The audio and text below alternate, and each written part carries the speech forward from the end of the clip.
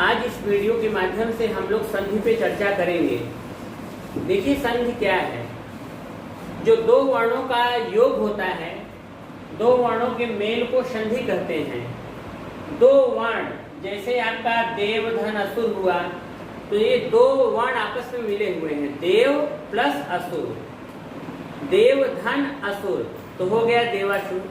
देखिए संधि का ये परिभाषा है और संधि को मुख्य रूप से तीन भाग में बांटा गया है, स्वर संधि, व्यंजन संधि और विसर्ग संधि। स्वर संधि, व्यंजन संधि और विसर्ग संधि। और स्वर संधि के आपके 5 हिस्से होते हैं, 5 भाग होते हैं, जिसमें आपका दीर्घ संधि होता है, गुण संधि होता है, वृद्धि संधि होता है, यण संधि होता है और अयादि संधि होता है। तो सबसे पहले हम बात करेंगे दीर्घ संधि के बारे में। दीर्घ संधि जब दो सवर्णी स्वर पास पास आते हैं तो मिलकर दीर्घ स्वर हो जाते हैं। ये परिभाषा है, जब दो सवर्णी स्वर पास पास आते हैं, सवर्णी स्वर पास पास आते हैं तो मिलकर दीर्घ स्वर हो जाते हैं। अब इस पारंपरिक विधि को हम बताने से पहले जो मेरा ट्रिक है उसको बता दें। देखिए दीर्घ संधि का जो मैंने ट्रिक और फार्मूला बना के रखा हुआ है वो है उर्दी आई। अपने दिमाग में बैठाइए कि उर्दी का दाल, जो उर्द का दाल होता है उसको दिमाग में बैठा लीजिए। उर्द का दाल, उसको हमने बोला उरी दी आई। दी से आप बोलिए दीर्घ संधि। दीर्घ संधि में 4 मात्राओं को ध्यान रखना है। पहला है आपका ऊ का मात्रा, बड़ा ऊ का मात्रा, दूसरा आपका है री, और आपका तीसरा है आ का मात्रा, और चौथा है आपका बड़ा ई का मात्रा। मतलब ये जो मात्राएं यदि संधि में बीच में आ जाए, वर्णों के योग के बीच आ जाए, योग पर आ जाए, तो वहां पे दीर्घ संधि होता है। जैसे देवासुर में मैं देख रहा हूं, ये जो आ का मात्रा है बीच में आया है, तो मैं देवासुर को कहूंगा कि भैया ये दीर्घ संधि है, क्योंकि आ का मात्रा जब आ गया बीच में तो वो होगा दीर्घ संधि। ये पहचान करने का मैंने तरीका बताया है। बाकी जो पारंपरिक विधि है उस पर भी मैं अभी चर्चा करूंगा। हिमालय की मैं बात करूं, बीच में आ का मात्रा आ गया तो ये आपका हो गया दीर्घ संधि। मायाधीन की मैं बात करूं, बीच में आ का मात्रा आ गया, इसे मैं बोलूंगा दीर्घ संधि। विद्यालय की मैं बात करूं, आ का मात्रा बीच में आया, इसे मैं बोलूंगा दीर्घ संधि। इसी प्रकार से मैं यदि ई की मात्रा की बात करूं, बड़ी ई की मात्रा की बात करूं, तो यहाँ पे देखिए कविच्छा है, बड़ी की मात्रा है बीच में, कविच्छा, बड़ी की मात्रा है हरीश में, तो दीर्घ संधि। महेंद्र, बड़ी, नदीश, बड़ी। और मैं बड़ाऊ की बात करूं, यदि बड़ाऊ की मैं बात करूं तो देखिए सुक्ति में बड़ाऊ है, सिंदूर में बड़ाऊ है, बधुत्स में बड़ाऊ है, गूढ़ में बड़ाऊ है। और इसके बाद मैं बात करूंगा री के बारे में। तो जैसे मात्र ऋण, यहाँ भी री है, यहाँ भी ऋण है, तो ये हो जाएगा मातृण। और ये पितृ ऋण, पितृ ऋण, ये हो जाएगा पितृण। मतलब री और री के योग से भी होता है। तो कुल मिलाकर के जो फार्मूला है, फार्मूले से हम अपने ध्यान में रखेंगे उर्दी आई, ये अपने दिमाग में रखेंगे। तो ऊ बड़ाऊ, री, दी से दीर्घ संधि, और आ ई, आ का मात्रा और बड़ा ई की मात्रा। अब हम पारंपरिक विधि पे चर्चा करें तो होता है अ धन अ बराबर आ, और अ धन आ बराबर आ, फिर आ प्लस अ बराबर आ प्लस आ बराबर आ। तो ये आपको ध्यान में रखना होगा। अ में अ जोड़े तो आ हो गया। देव जब आपने बोला तो अ निकला, जब आपने देव बोला तो मुंह से अ निकला।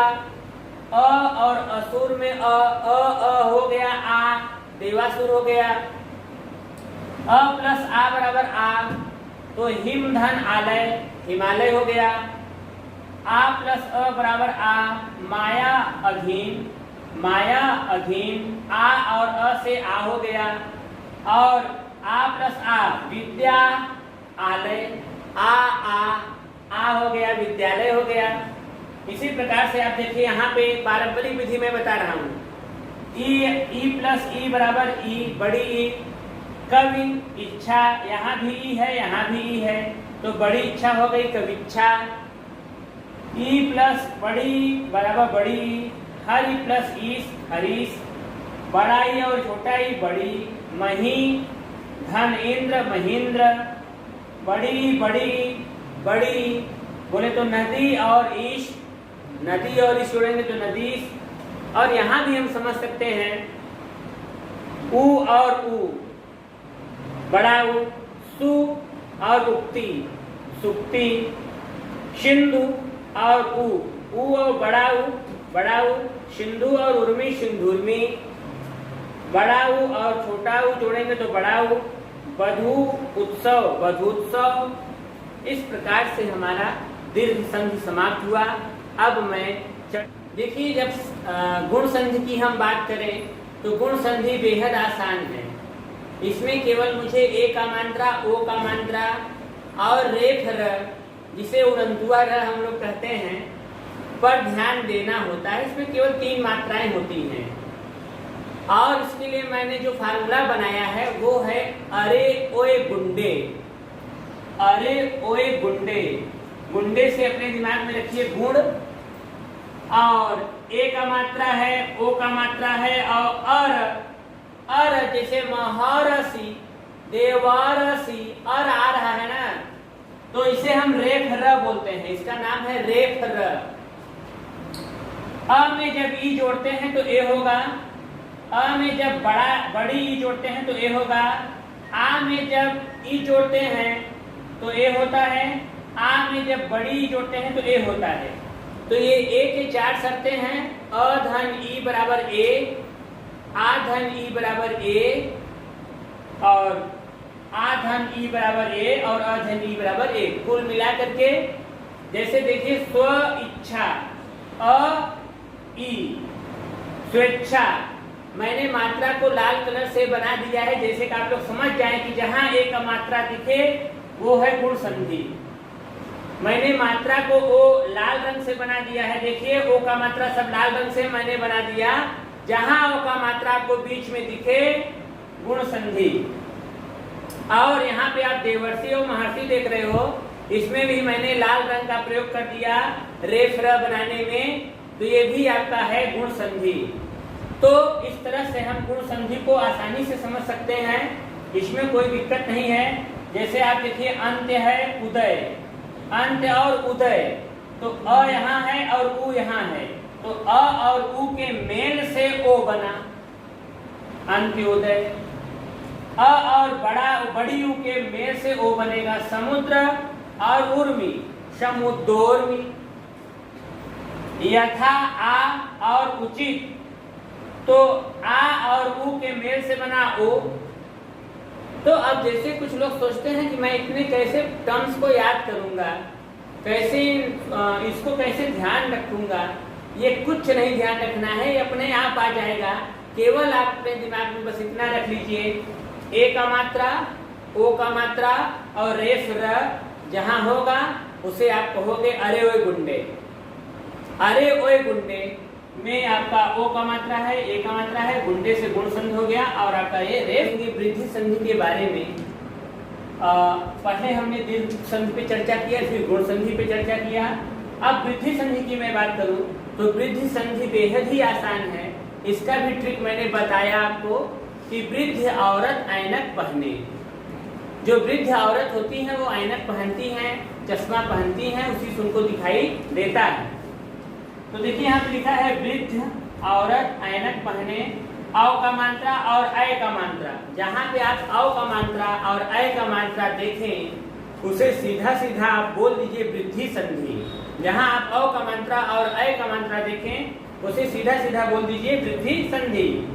अ में ए जोड़ेंगे तो अय होगा, अ में अय जोड़ेंगे तो अय होगा, आ में ए जोड़ेंगे तो अय होगा, आ में अय जोड़ेंगे तो अय होगा। तो ये तो पारंपरिक विधि की मैं बात कर रहा हूँ। अ में ओ जोड़ेंगे तो औ होगा, अ में औ जोड़ेंगे तो औ होगा, आ में ओ जोड़ेंगे तो औ होगा, आ में औ जोड़ेंगे तो औ होगा। एक एक उदाहरण भी देखा जाए तो ज्यादा अच्छा समझ में आएगा। हित धन एशी हितैषी, मत धन एक मतैक, सदा धन एव सदैव, महाधन ऐश्वर्य महेश्वर्य, जल धन ओक जलौक, परम धन औषध परमौषध, गंगा धन ओग गंगोक और महाधन औषध महौषध। तो वृद्धि संधि की मैं बात करूं तो वृद्धि संधि में सिर्फ आप एक फार्मूला याद कर लीजिए, वृद्ध औरत ऐनक पहने।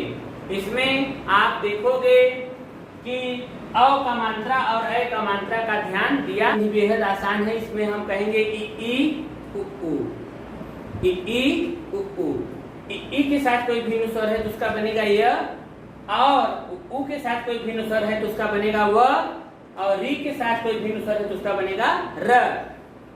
और ट्रिक क्या है, आधा अक्षर यवर। यदि आपको आधा अक्षर और य व र कहीं दिखाई दे तो आप सीधा कहिए यण संधि है। जैसे अत्यधिक में आप देखिए आधा अक्षर त है और य है, तो अब मैं इसे सीधा बोलूंगा कि आधा अक्षर यवर बोले तो यण संधि। देव्यर्पण में व है आधा अक्षर और य है, तो आपका ये क्या है, देवी अर्पण बना। स्वागतम में आधा अक्षर स और व है, कुल मिलाकर के आधा अक्षर के बाद आपको य मिले, व मिले या र मिले, आधा अक्षर न है और व है। त्र में आप देख नहीं पा रहे हो कि त्र में आधा अक्षर क्या है। त्र में आधा अक्षर त होता है, आधा अक्षर त होता है, त र से बनता है त्र। अब इसको जब हम वर्ण पढ़ाएंगे तो और क्लियर कर पाएंगे। और बद्धा गौण में आधा अक्षर ध है, व है, यवर आधा अक्षर और यवर, तो हो गया बद्धागमन, वधु आगमन हुआ, वधु आगमन हो गया। आगे देखिए, नदी आमुख, नद्यामुख। अब इसमें भी आप कहेंगे कि द है ये, तो द में क्या आधा अक्षर है, आधा अक्षर द है और य है। यवर, जहां पे आपको यवर दिखाई दे आधा अक्षर के साथ, सीधा आप उसे बोलेंगे यण संधि। पित्रादेश, पिताजी का आदेश, पित्रादेश। अध्याय, अध्याय बहुत अच्छा एग्जाम्पल है अध्याय का। अध्याय, अध्याय। अन्वेषण, अन्वेषण। देखिए यहाँ भी आधा अक्षर हुआ आ गया, आधा अक्षर हुआ आ गया। अध्ययन का मैं कहूं तो अधिधन अयन, अधिधन अयन बराबर अध्ययन। तो इस तरह अयाज संधि सभी संधियों से बहुत आसान है। इसमें हमने एक ट्रिक बना के रखा अपने दिमाग में। बिना मात्रा का यदि आप कहीं देख रहे हैं या पहले अक्षर के बाद आ का मात्रा है तो सीधा सीधा आप उसको बता दीजिए कि अयाज संधि। जैसे मैं देख रहा हूँ नयन, चयन, बिना मात्रा का है ना, पवन, भवन, और आ का मात्रा नायक, गायक, पहले अक्षर पर आ का मात्रा है नायक, गायक, पावक, पावन, और नाविक, पवित्र। ये आप सबका अयाज संधि का एग्जाम्पल है। और इसको कैसे हम ध्यान रखेंगे, इसमें है ए ऐ ओ औ। ए ऐ ओ औ की बात मैं कर रहा हूँ। ए और अ मिलके बनता है आय, आय धन अ बराबर आय, तो ने धन अन, ने धन अन बराबर नयन, चे धन अन बराबर चयन, नय धन अक बराबर नायक, गय धन अक बराबर गायक, पो धन अन बराबर पवन, भो धन अन बराबर भवन। ओ अ से औ बन रहा है, और औ धन अ से बन रहा है आओ, पौ धन अक बराबर पावक, पौ धन अन बराबर पावन, और औ ई से बनता है आई, आई, या कोई कोई विद्वान इसे आई भी कह देते हैं, आई और ऐ, और कोई कोई विद्वान इसे ओ और ई को ऐ कहते हैं।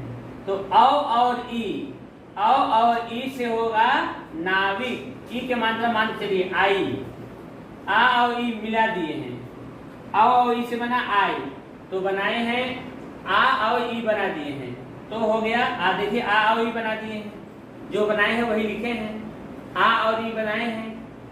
और यहाँ पे ऐ है, तो यहाँ पे कुल मिला करके आपका पोधन इत्र है।